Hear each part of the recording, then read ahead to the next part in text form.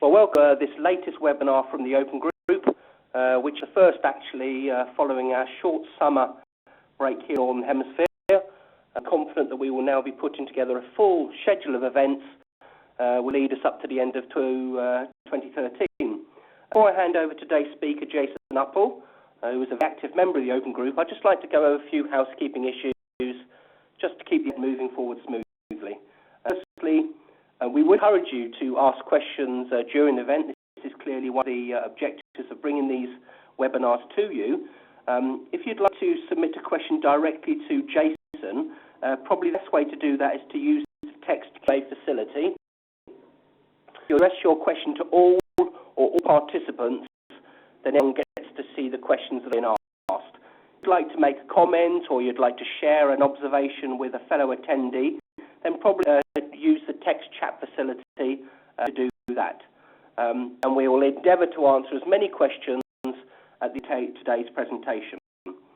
This presentation is also being fully recorded, so if for any reason you have to leave early, or if you experience any local technical difficulties, I know sometimes people experience local audio problems, this recording will be available from tomorrow, and everyone who's registered for today's event will get an email with the appropriate URL where you can access that recording. So Jason, if you're ready, can I ask you to make a start?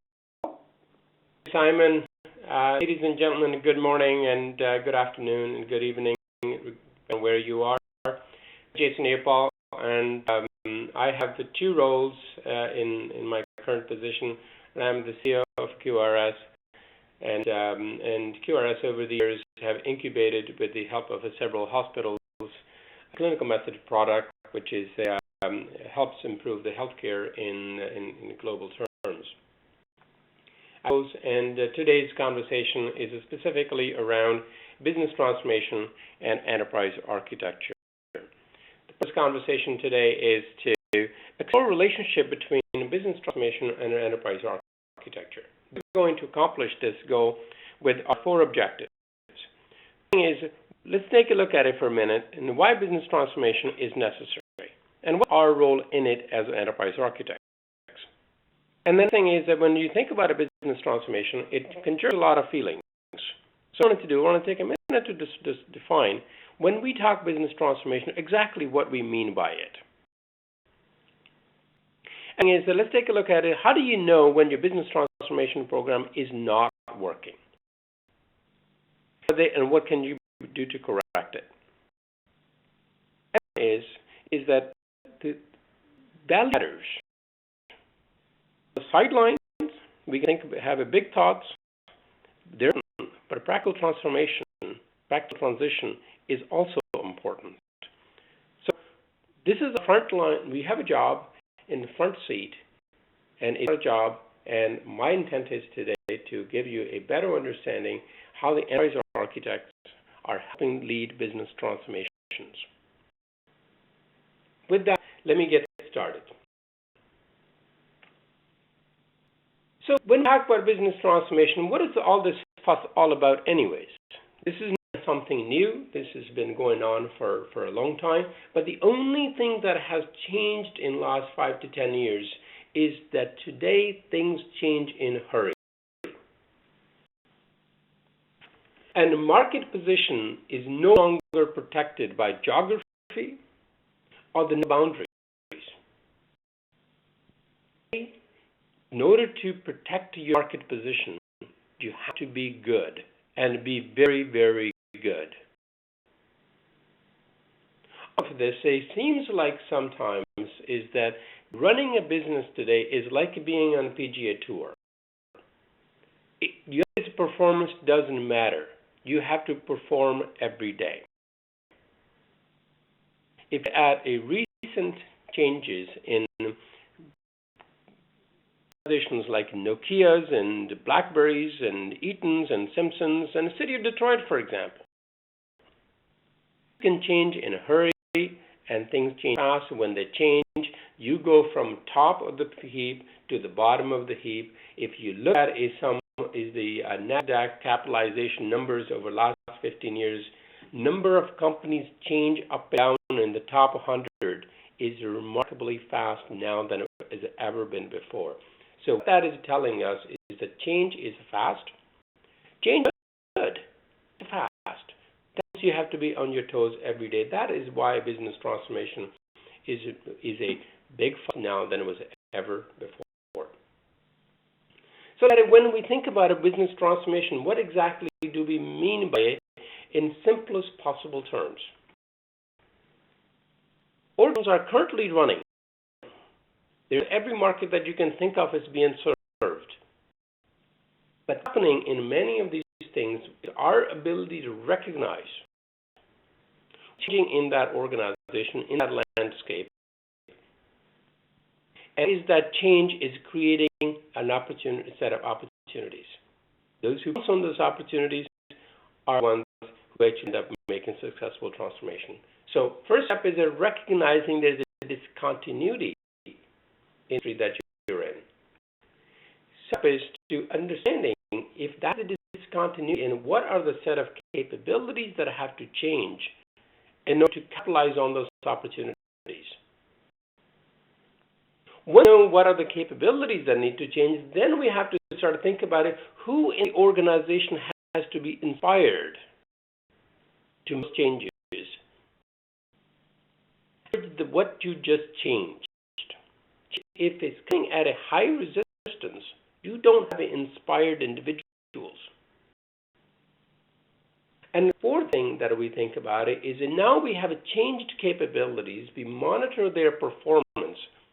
Capabilities produce results. The results don't happen on their own. So think about it, business transformation in the simplest terms, in these 4 steps, identifying what is the continuity happening in my industry, what capabilities have to change in order to capitalize on those opportunities, who has to be inspired, measure the performance of those capabilities, and how will an improved performance of those capabilities yield new returns. Now, it doesn't have to be financial. You can have the definition of your own is that how do you want it to measure the increased value. So this is a business transformation. You can ask yourself a question, is that I'm an enterprise architect. I sit and draw boxes and arrows. How does any of this have to do anything with me? Scenario. Financial services company, through consolidation and an acquisition, the company is now operating in 6 different states with a controlling interest in an overseas company. The current technology landscape has become complex. It's cost managed,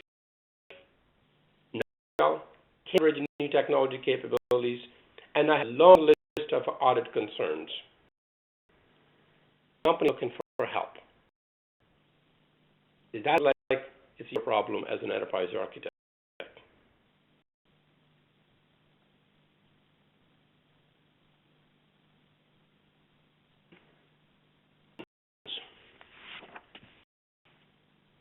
Option: we enterprise architect can sit there and boil the ocean and come back to theoretically possible. What is possible?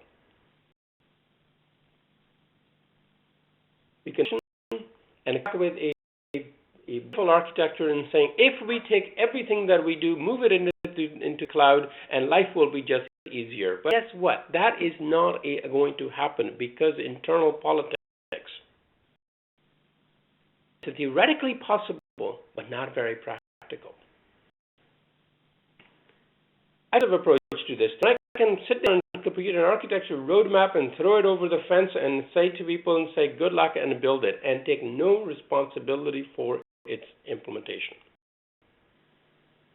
That's often what we do as an enterprise architects. Or take the bull by the horn. What is the cost of running this thing? Why is it unagile?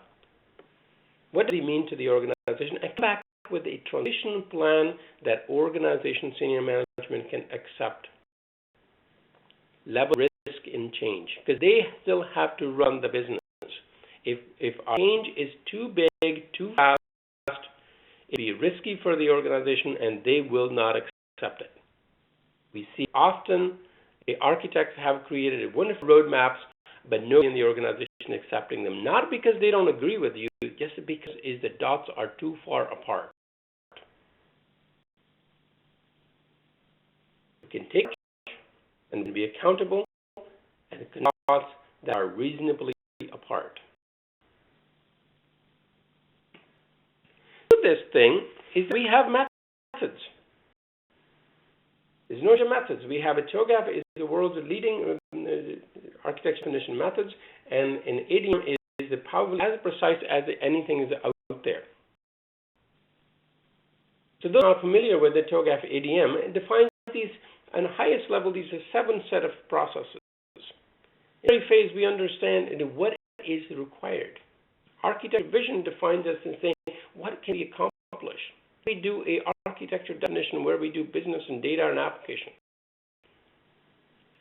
A transition plan, then we create opportunities and solutions. Migration planning. And implementation, it's not always about implementation. It is during the phase we're trying to understand what are the implementation concerns. Implementation does not limit our ability to what's possible, but we are aware are the implementation concerns. So methods defined in the spec. And skills. As a very extensive program that they identify is what are the set of skills of an IT architect or business architect. What skills are required? We have methods, we have skills. And these skills are available at the Open Group site. I have given you some URLs. They're extensive, and there is a way to actually certify yourself against those skills, but that certification is the second step. The first step is to understanding, do we have all the skills? So we have all the skills, all the process methods. How do we put it all together? Let's try a services model. Others have done it. If I look at ITEL, I look at a COBIT. What COBIT did, they defined a set of services that people do, professionals do within that space, and they have a start and end of each service. There's no debate now, after this many years in ITEL, what exactly is service desk. Management start and end. Where does management start and end? And same in the COBIT. And each service we can identify who is the customer, what is the value of that service, the repeatability in that service. To make a science out of it as much as possible. It doesn't have to be art. So we can actually take the same approach that they've done, come up with a service model. Take a couple minutes to walk you through is what I think the enterprise architecture service model could potentially look like. So if you look at this thing is that in any given time, an organization have a whole set of a line of business capability and enterprise IT capabilities. And the line of business capability could very easily be payroll, house management.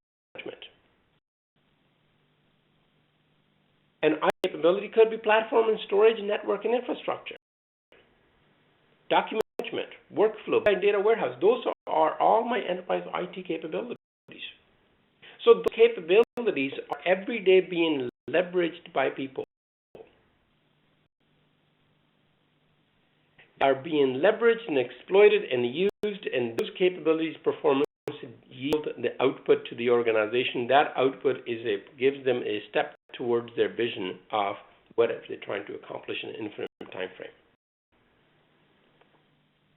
What happens in any given time in an organization, we have a whole set of capabilities being leveraged by people. A service model, we have a responsibility. We can say, this is the service, these are the 10 things that enterprise architects do.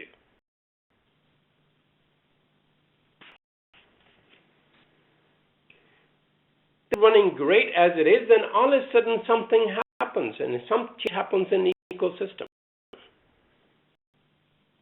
Something occurs of some sort. And of this discontinuity, we actually identify what set of capabilities must change into what. And respond to the opportunities that those discontinuities are bringing. So we have to the change strategy, which we explicitly define what set of capabilities need to change from performance level to what performance level, and how much risk are we prepared to accept as a senior management in the organization. So change strategy document becomes very, very explicit. Now I know at the end of the day, when a strategy is implemented, what will be accomplished. I know a clearly defined litmus test of performance, of success, what will look like before I start. So architects, then you take a look at it and say, this is the change strategy, these are the 5 capabilities that are going to change. Now I can come up with a transition plan for each one of them. Create a transition portfolio of projects. 1 year, 2 years, 3 years, it all depends on what the organization's acceptance is. So a portfolio of projects. This is where I end up doing my contextual and conceptual level architecture.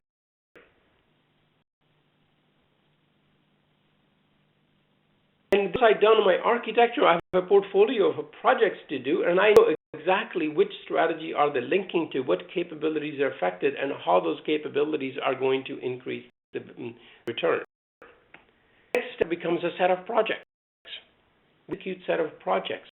During the project execution phase, we are doing logical and physical architectures. In the absence of a conceptual business architecture where we define what is the improved process and how to measure the improved process effectiveness, a business requirement document is nothing but the regurgitation of a current process. To write the business requirement documents, they have to link back to the conceptual business process. This process that defines what is the improved process. So 2.5 service is that where projects get executed. At the project, then we deploy enhanced capabilities in production and we support them. Now, it's not necessarily all what our enterprise architects, this is what the entire enterprise ecosystem does.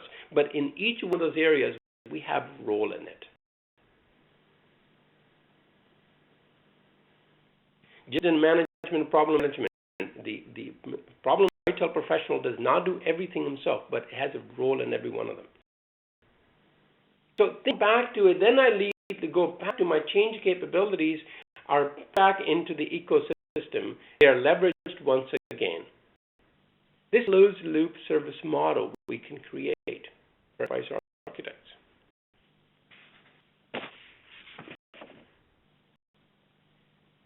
So to take one step first is that if we know our learning points is that if we know business transformation is necessary because change happens fast today, and opportunities that change brings are incredible. And methods and skills and services to do our job. Here today. Working. What's not working is major business transformation programs are not working. Don't work, the consequences of those things are incredible. An example in the industry that I work in, electronic health record system, is a major transformation in healthcare delivery. The system fails to deliver information to the right clinician at the right time and the right format. It's not just the cost of that is wasted. It is increased human suffering that you have added to. People die because the right information didn't get to the right person. That it shows in one of the videos is that because they lost the health record of this individual, the 17-year-old died. So what happens? We are not doing our job.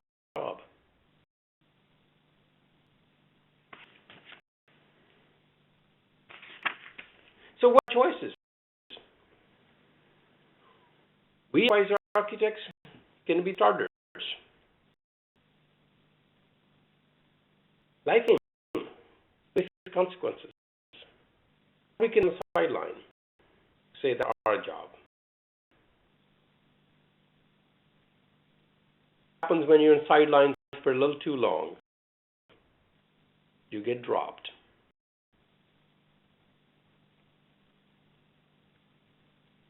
You look at it, how do we combine then business transformation and enterprise architecture?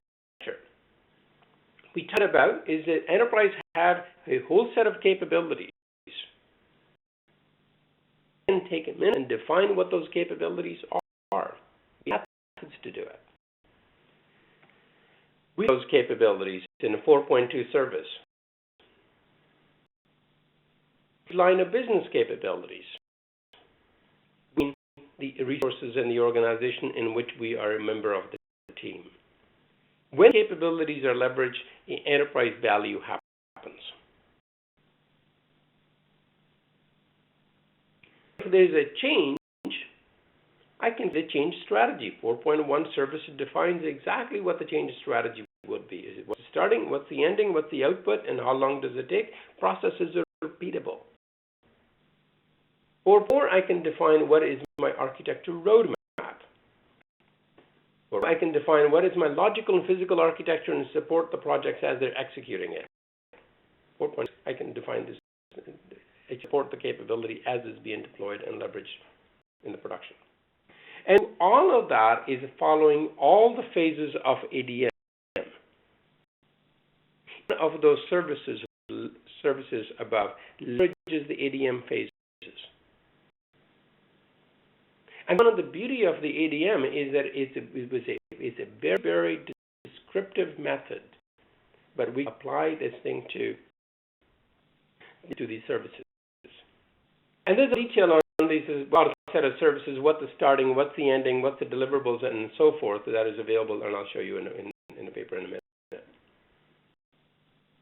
2 and 4.3, we exploit capabilities, and exploitation of the capabilities, it generates a value. How do we exploit this capability? We measure its performance.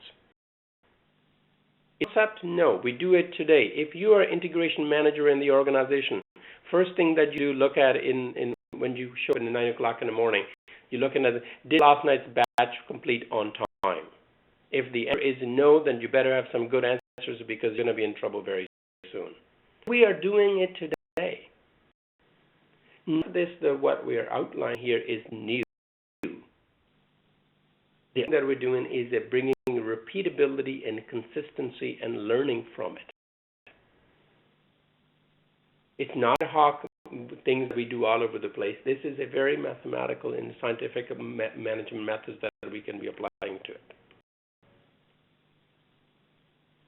So this transformation is a set of services. This is what EAs do. Do not mistake the idea is that if this is what you do, and this is the only thing that what enterprise architecture is about. This view of services is a very useful in the organizations where IT is a consumer. Organization consuming IT. So business transformation. This is one view of enterprise architecture.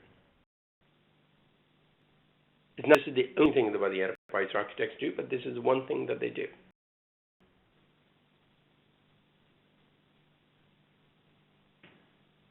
So to action. Next. The mandate. You don't need to seek a mandate. The misnomers, well, we don't have a mandate to do something. Yes, you do. Let me give you an example. You are an architect or an operations manager.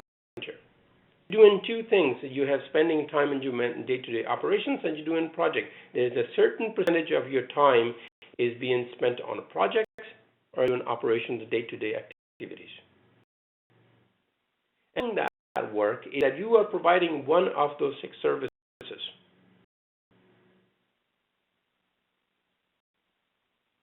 Services we're providing.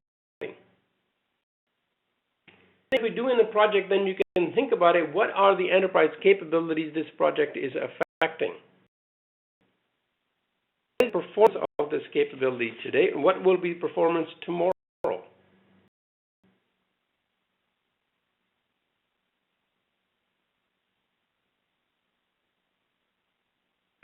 That is when there's the capabilities are identified, on them identified as a result of your project, then you are starting to think about as to how big is this change. It could be managed through just configuration change, or a design change that we have, or architecture change, or rethinking of this entire capability. Should we be in this business period? So one of those size of those impacts and changes is you need to have a different conversation with a different set of stakeholders. While seeing those capabilities, you also need to think about what is your competition doing about these capabilities? Think about in competition, what is a visible competition and invisible competition? It is not always the visible one that you worry about the most. Invisible one. Ones who are not in your line of business, line of sight, they are on the sideline, they're trying to create a substitute set of products. If the industry had paid any attention to social media, they would have recognized that they were in trouble. If the distribution industry would have seen what's happening on the music distribution side with the Napsters and so that, they recognize that there is a change happening. You can't just stop it. So same for us. When we think about it, what are those capabilities changing? We need to think about it is in terms of what is the rest of the world doing about it? So far, a very academic exercise. Now we have to identify a set of key stakeholders in the organization that we need to engage.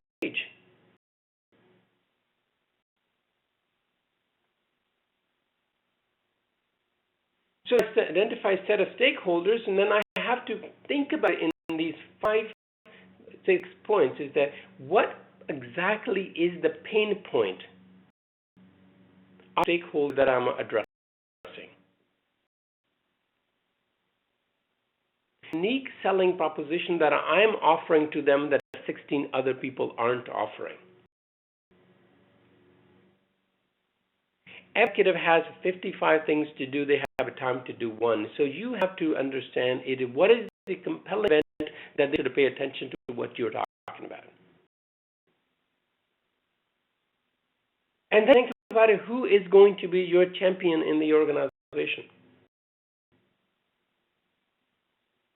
Champion only. You need champion and key players who will support the champion.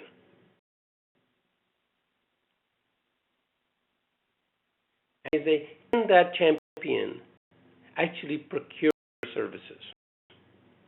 The organization politics is so large that regardless, sometimes a good idea gets ignored because it came from somewhere else. So now I know what projects that I'm doing, what capabilities the projects is affecting, how the impact, what is possible, who are some of the key stakeholders, what is the pain point of each stakeholder, what is the unique selling proposition, what is the person's selling event that is making them do it, and key players. In some industries, more than the others, it's not important who the champion is, it's important who the key players are. Because in healthcare, in typical healthcare, there is not a single person who can say yes to anything, but there is 55 people, and any one of them can say no to it. If you do it, it's over. So you think about it, who are the key players? You now look at it, you got your stakeholders, you identify the stakeholders, you address their pain points, you address the concerns that they have, you have a good understanding what are the capabilities, how the organization. Now you actually can make the necessary changes, generate the enterprise value. So that's a call to action for you. You have the mandate, you have the projects. You just have to do your work. requires methods. Methods we have. Math requires skills. Know what skills are required. If you don't have those skills, identify what skills you don't have. A plan of attack. How are you going to acquire them? There's an interesting video lately that I saw on YouTube. It's called The Grind. It's a sports motivational video, but one of the things that it makes a point is that until you're ready, you go out because you get killed fast. So same enterprise architect, don't go half-cocked. You have the skills, make sure you've done your homework. Go with the confidence. You have support available to you. So don't waste your time looking for an end-aid. Spend and invest your time acquiring the skills and the methods and doing the work. So that's to action. I'm going to make an example of a signs of trouble. In transformation, there's lots of signs of trouble, but if I can share with you one example, and I'll give you an analogy for it.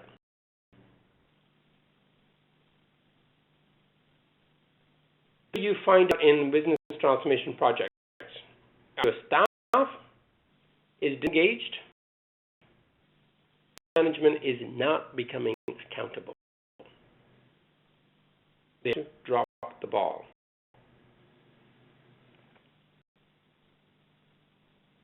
So how do this? The Boston Consulting Group created a method. It's called the DICE.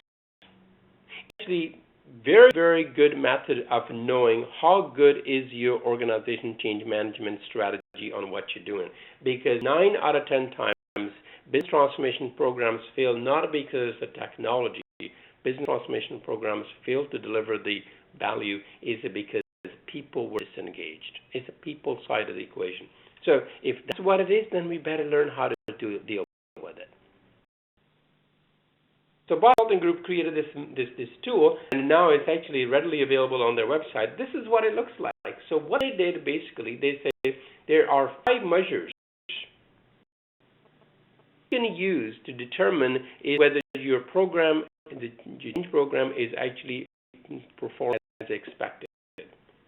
So periodically, what you do is you assign each one of those elements a value.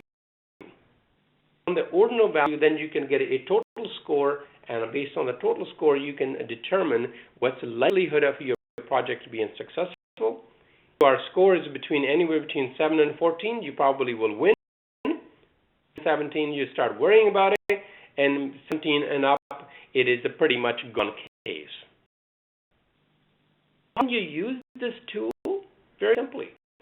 Do an assessment of the state of the transition program at any given time. Put it in front of the senior management. If it's getting to 24 points, score 4 points, then it's basically saying is a senior management commitment is very, very low. How do you get their commitment? To get a commitment is to get them to come to a status meeting. Action on the status. So we use this tool frequently on almost weekly basis to give you early warning when things are starting to go south. So if you plot your points score over time, you started at point 7, you win because everybody was excited at the beginning of the project. And it went on, it's starting to creep up to 7, 8, 10, 12, 14, 15. Something is changing. One thing because staff is getting disengaged. Or being engaged, the senior management might be disengaged. So you see a pattern emerging is that disengagement and the signs of trouble. There is a certain point where you can recover these things. When after a certain point, there is no recovery to it.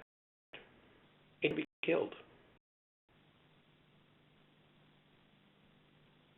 This is the trouble. And we're having a lot more of these signs of trouble conversation. in each one of the open group conferences.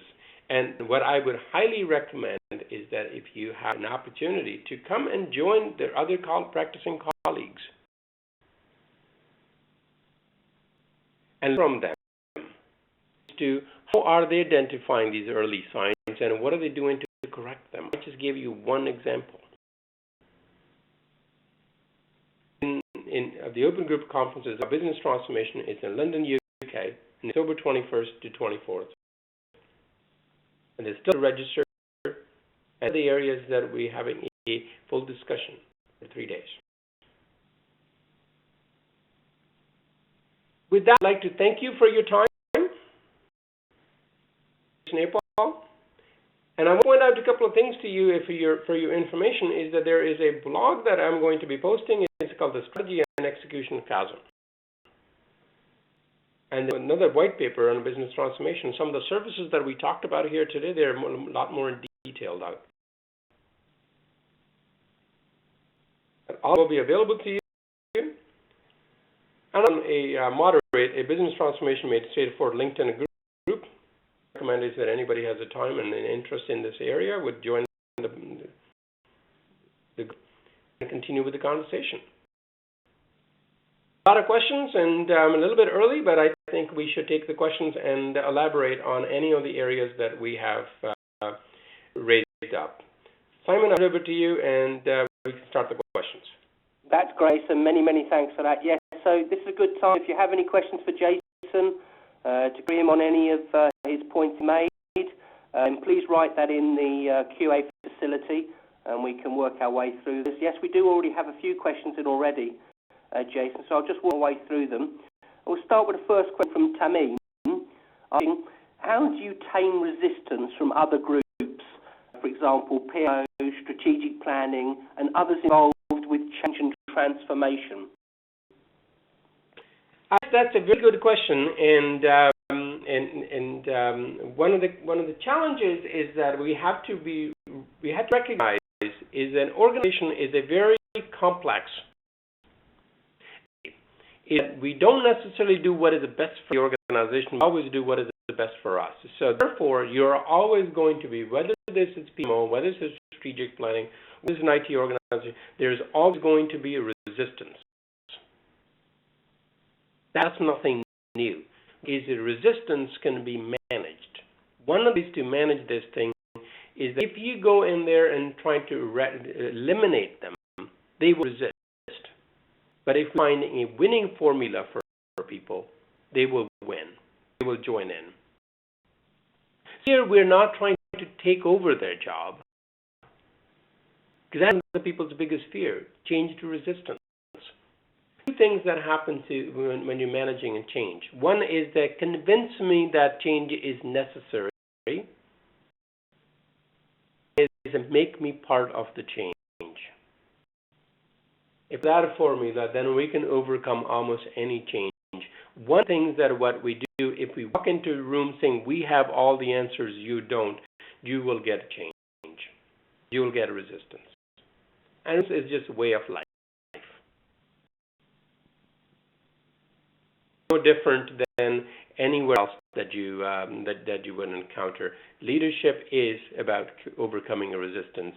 And we don't necessarily have the power to overcome resistance, because that's the dictatorship. Is the conversation is that what is the winning formula? Change. Why necessary? Make people part of it. It might be somewhere along the line. You might have to draw the line.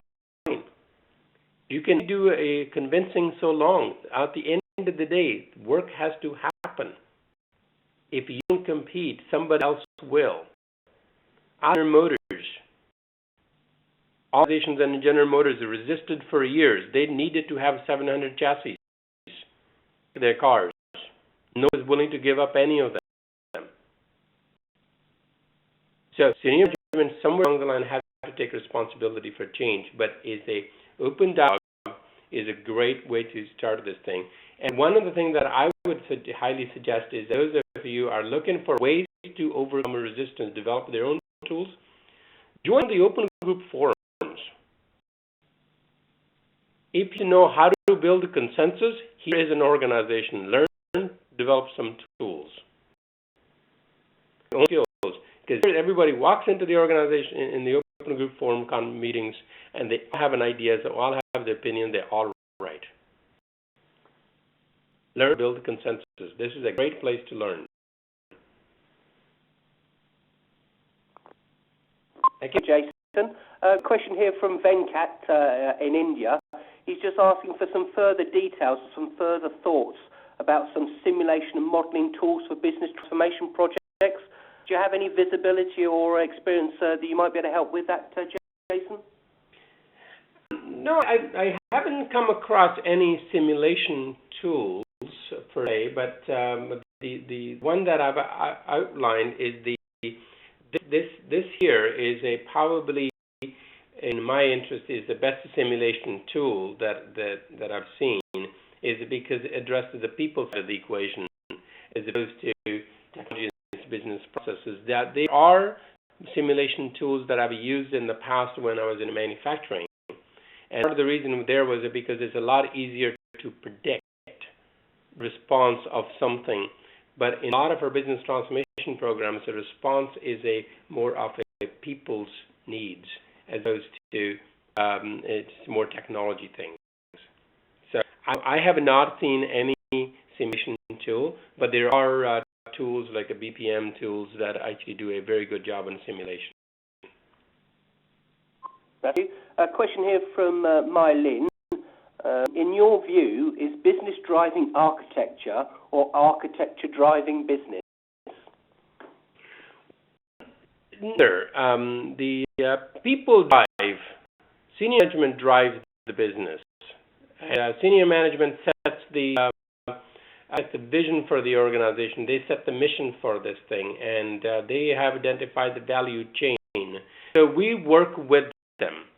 So depending on which service that you're providing here in our model, whether it's any of these services, so some services that we are providing as support, the other services we might be leading. So it is not an enterprise architect leading it, because that is never going to happen. Years of industrial engineering history. Engineers didn't run factories. Factory managers ran factories. Industrial engineer was the right-hand person of a factory manager. So to view ourselves as enterprise architects as a right-hand person of the line of business manager, boss.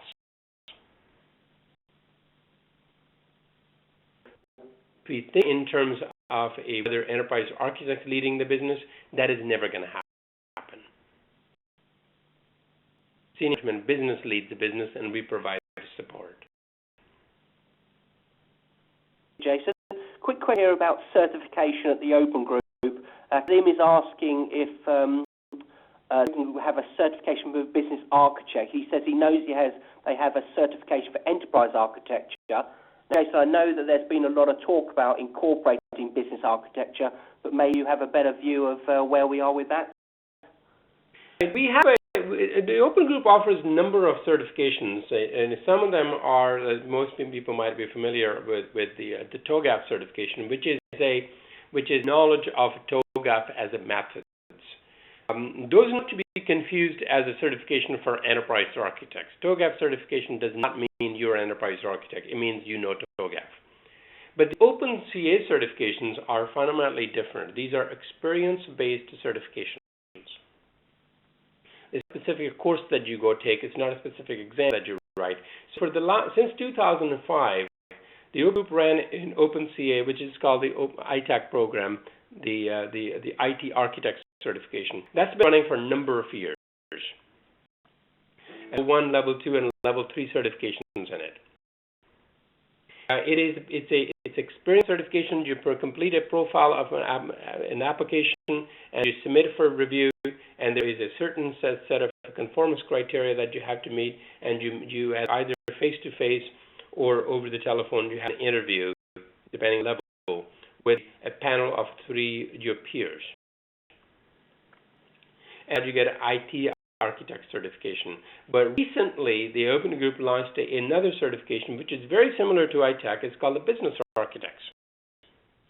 In this case, what we are we're looking at is there are some people who come from an IT background. They might be more interested in doing IT architecture for a certain specific business problem.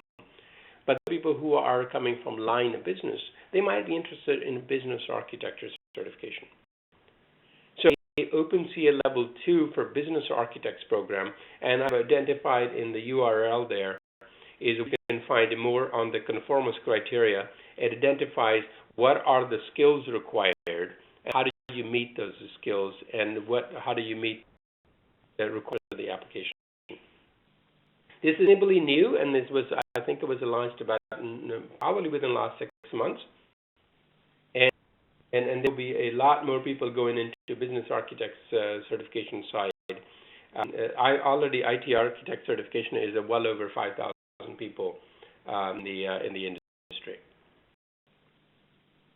That's excellent. Thank you. By the way, if anyone has any specific questions about Open Group certification, please feel free to send an email through to myself. We'll pass you in the direction of people who can help you specifically with those questions. Just carry on with some questions we have on the QA here, Jason. Here from Rian. How do the service models from ITIL and COBIT relate to SOA and overall service architecture? Well, you have to sort of back to think about it. A service-oriented architecture is to what are you trying to accomplish in it? Is the ITIL has a service. Service is help desk. If something broke, this is how you go about getting a fix for it. Same with SOA. SOA is a service that is running in the organization. Service could be is a PayPal is a service that PayPal offers.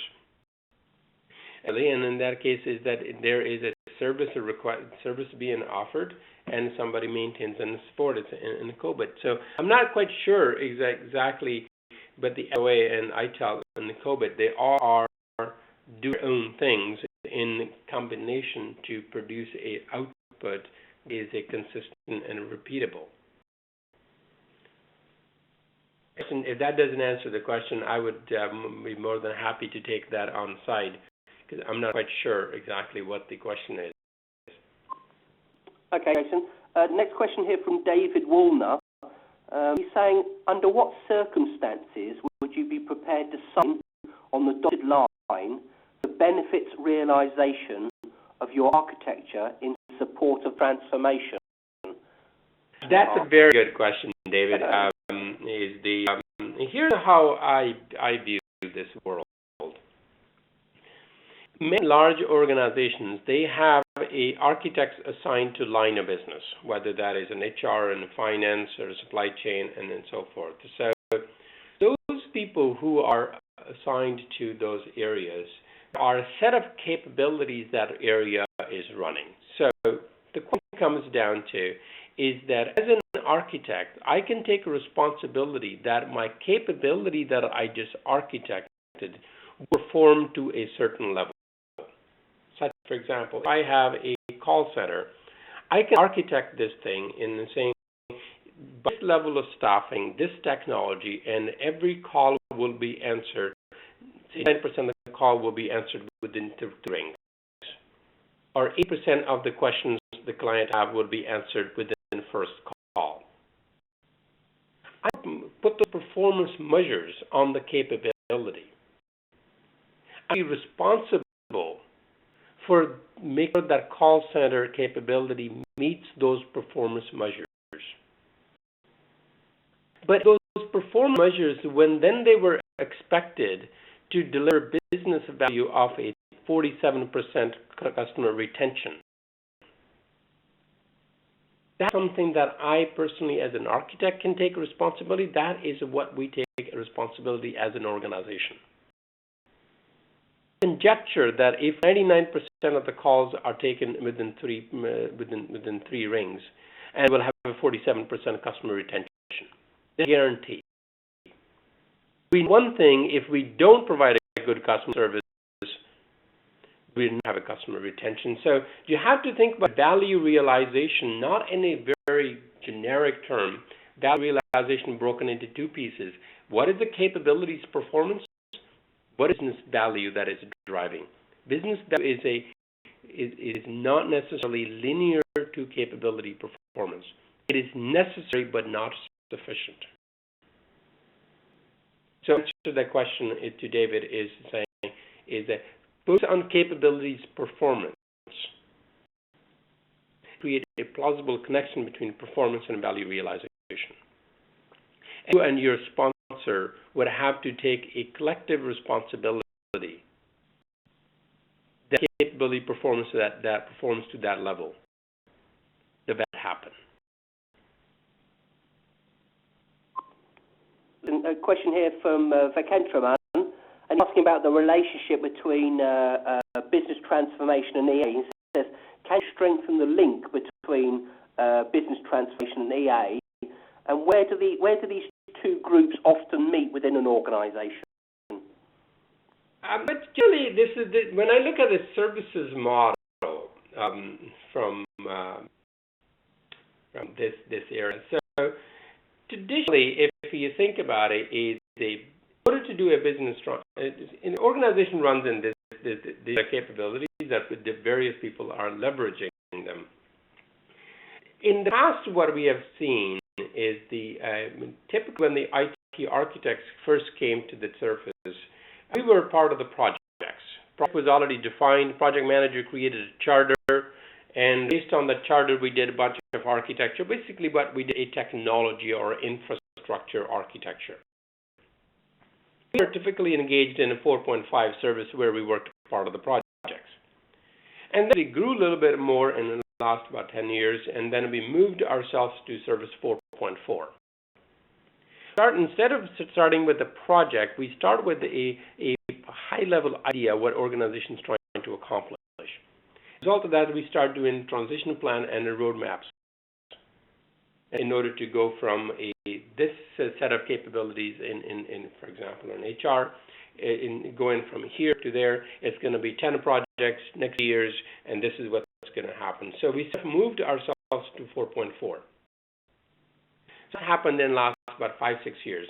But more and more enterprise architects that with the set of skills of those people who are coming at the ITech level 2 and level 3 or the business architect level 2 skills, those people are more and more getting thrusted into 4.1, becoming a trusted advisors to the lines of business and saying, well, these are the set of capabilities that we can actually influence and actually have a lot more say in the business change strategy. And similarly, in many of the large organizations, is that they have assigned architects to the line of business. And those assigned architects are starting to take responsibility for 4.2, 4.3 services because they are now sitting with a line of business. They may have a dotted line responsibility to see the chief architect are sitting within the line of business and for the daily day-to-day activities. So if you think about it, business transformation is not a one thing. Business transformation is, at the end of the day, is thinking about what capabilities that we have, are leveraging them to the most. And if we have to change, are we changing them most effective and efficient way? So in whole of business transformation, and the enterprise architects have a role, it all depends on a number of things. One is the skill that you bring to the table, and skills actually what determines what is the acceptance with organization of you to do. It's a kind of quagmire thing, it's a chicken and egg kind of thing, is that you have the skills so you don't get the time to do the work, and if you don't have the time to do the work, you don't have the skills. So I see this all the time within the architects being frustrated in the organization, saying they don't have a mandate. They have a mandate, but they don't have a mandate to go talk to the CEO, tell him what should be their strategy. That's going to happen until we earn that right.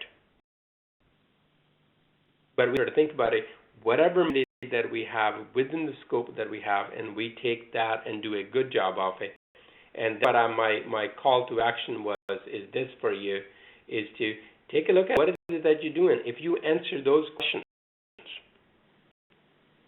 build a relationship with the right stakeholders, and by your homework, it won't be long before you get invited to the Service 4.1.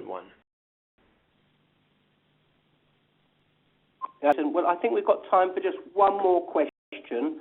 I've got a question here from Balaji, which I think kind of moves on from what we have been talking about, fits nicely, asking, is business transformation enabled to identify the EA theme? So it's once again talking about that relationship.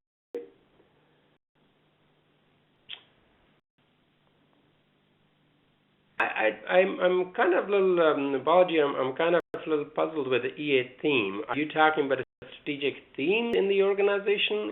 What would you mean by EA themes? Don't I'm familiar with that term. If you can add that clarification, that'd be great. But I can tell you one thing is that while you're getting the answer in for me for the EA themes, the business transformation at the end of the day is it looks at it. What are the current capability? Yes, okay. You mean strategic themes? Is that the organization looks at it and saying these are the set of capabilities that we have. If those are the set of capabilities that we have, and what are the changes happening, and if the changes based on the changes, and how are we going to respond to it? So I could have 25 different hospital organizations, healthcare organizations out there, and each one of them could have a different set of strategic themes to respond to the same discontinuities. And kind of where some people think that this is the best way to approach this, and the other thinks that this is another way to approach this thing, but solving the same problem. So if I have an organization that I have a very, very cooperative workforce, my strategic theme might turn around and say, I'm going to focus on the human side of it. But if I have a very militaristic workforce, then maybe the engaging people may not necessarily be the right strategic theme. So what happens is that we identify what are the capabilities that are going to be affected and how to organize them into in a high-level language that we can put an umbrella around them. Norton, when they talk about a strategic theme, they have a views of strategic themes, whether it's a customer perspective, financial perspective, process perspective, and the people perspective. So we create those strategic themes from those perspectives, linking back to the capabilities. Yes, the enterprise architects help develop those and put the meat on the bone, won't necessarily determine what are the strategic themes.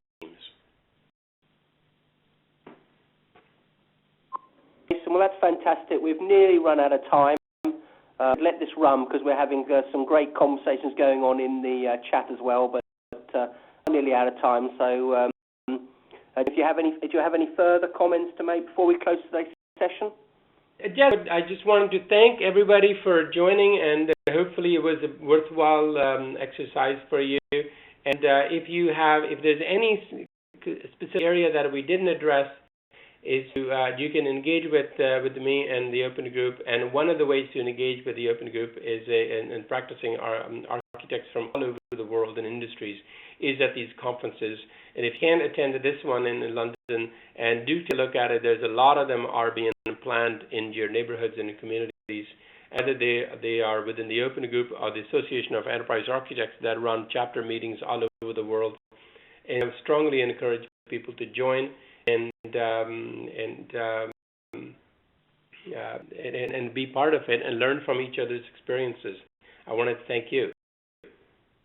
That's Grayson, and certainly I'd like to thank you for your time, and I'd like to thank everyone for their time for participating. So at this moment, I think I'm going to bring today's event to an end.